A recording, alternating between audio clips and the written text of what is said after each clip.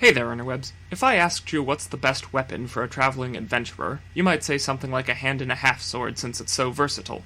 You can use it with one or two hands, it's an easy weapon to carry, it can stab, slice, and chop, and it can be used defensively as well to parry.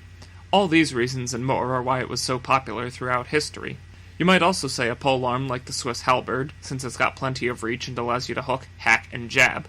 It's like the Swiss Army knife of weapons used by medieval Swiss armies. You could also say the longbow. It's lightweight, gives you ranged attacks, and you can carry all sorts of arrows, allowing you to do anything from fight armored foes to hunt for food on your journey.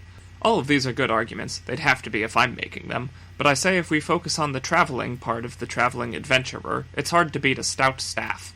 What I'm talking about specifically is the quarterstaff, a pole roughly the height of the user made from hardwood such as ash or oak. One of the very few traits the bastard sword, bow, and halberd all have in common is versatility, and in that respect the staff is hard to top.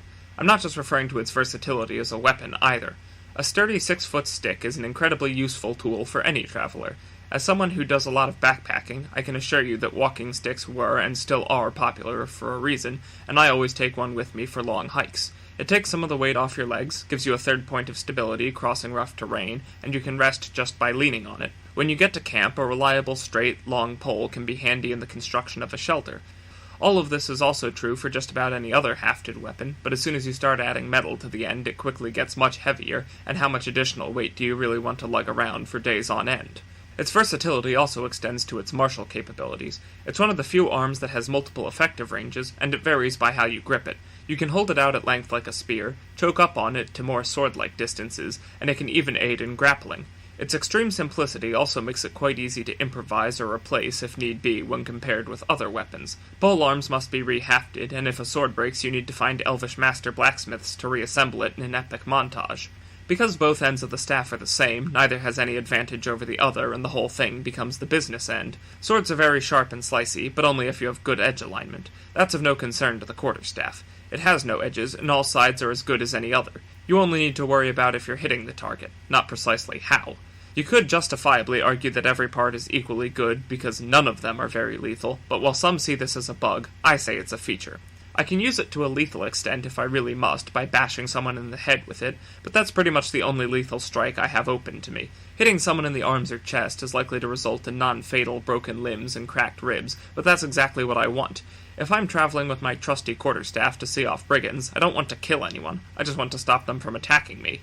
If multiple bandits jump me at once, the staff also lets me threaten a very wide area around me with its length and versatility of possible attacks. It might not even come to that, though. If you're a bandit hiding in a shrub and you see a traveler pass by holding a staff that doesn't look like a medical device, you might just stay hidden and wait for a less well-armed target to come along. Benefit of open carry? It keeps people polite.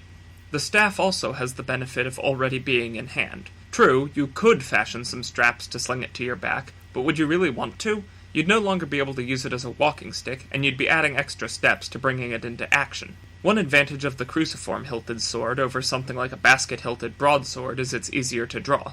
George Silver, who literally wrote the book on fencing in 1599, pointed out that if you get ambushed, trying to get your hand into the guard of a basket-hilted sword under stress can be quite difficult. For contrast, even if you only get a 2-finger grip on the pommel of your longsword, you can still draw it and quickly adjust to a proper grip. For a more recent example, South African R4 rifles are Israeli Galils with some minor changes. One of the things they did was remove the carry handle because they wanted troops carrying their rifles by the pistol grip so they'd be quicker to bring into action.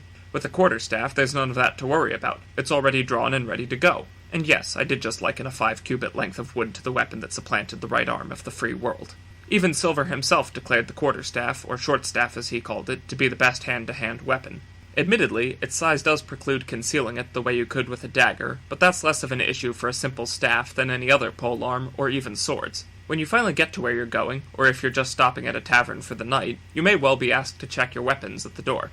You want to bring a spear inside? Just what kind of clientele do you think they cater to? On the other hand, no one would part an old man from his walking stick. So no, you can't hide it under a cloak, but you might just hide it in plain sight. The bottom line is it's exactly as dangerous as it needs to be, able to kill when absolutely necessary, but mostly non-lethal. It's frightening enough to dissuade ne'er-do-wells, but still innocuous enough to not cause a stir in polite company. It's easy to source, easy to carry, and incredibly useful even if it never sees a moment of combat.